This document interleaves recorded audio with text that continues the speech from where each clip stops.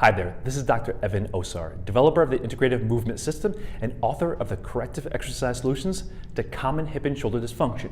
Thank you so much for joining us in this special 5-part series mini course on the shoulder. And if you missed parts 1 and 2, where I shared with you what constitutes proper stability and mobility, the function of the shoulder complex, and the contribution of the serratus anterior to shoulder stability and mobility, make sure you watch them first because this information will build directly upon that information.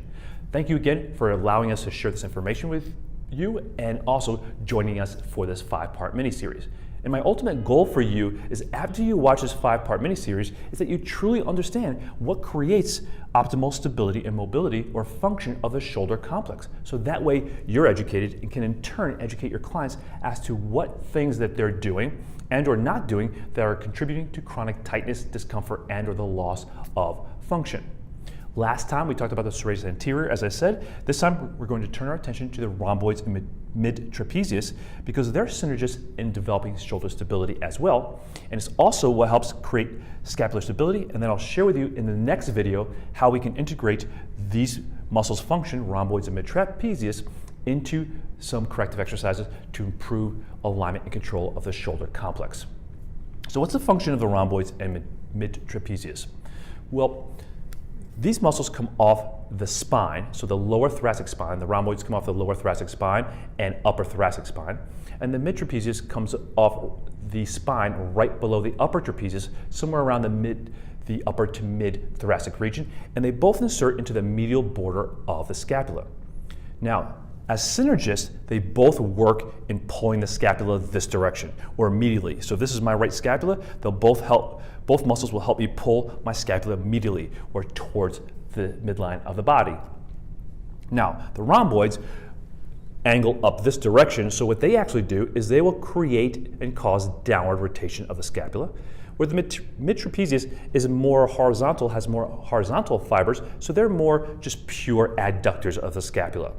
However, the rhomboids oftentimes become overworked, especially if in clients that have been taught to do things like I was taught to do in my early rehab strategy, where I was taught to overly retract my scapula and depress my scapula. So what happens is the rhomboids, even though they're elevators of the scapula, they got really short and tight and started to pull my scapula into downward rotation. And then I got really strong at depression and also pulled my scapula into downward rotation and depression.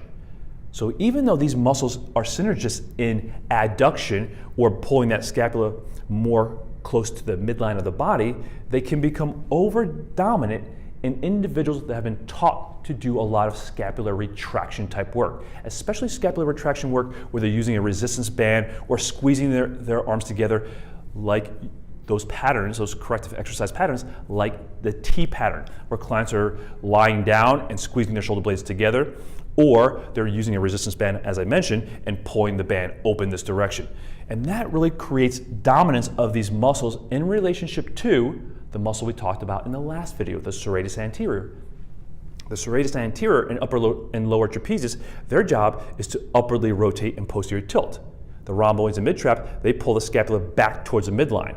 So if these muscles become dominant, and along with the latissimus dorsi, I'll talk about that in part 5 of this series, then these muscles will start to overly retract and create issues, and that's directly what caused and contributed to my shoulder problems, because these muscles got so strong because I overdeveloped the retraction component of these two muscles and also the depression function of the lats and lower trapezius. So what happened is I started to disrupt optimal scapular mechanics.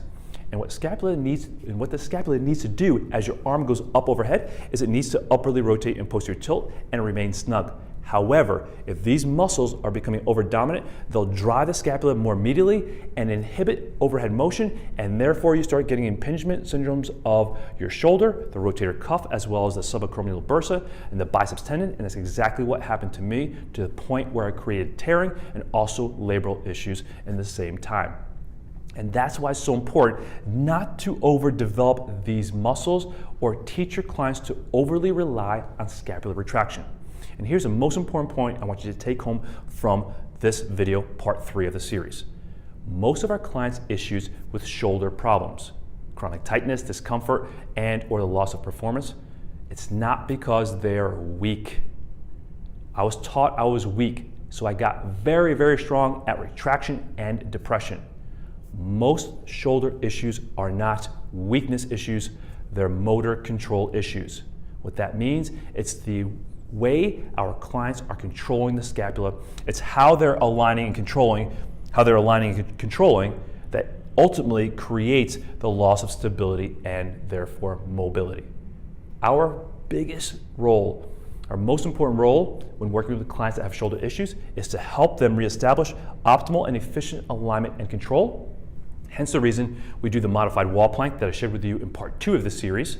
And the exercise I'll share with you next time, it has really become our second go-to exercise to help our clients develop improved alignment and control of their shoulder complex. So make sure you pay attention for this exercise I share with you in video 4 coming later this week.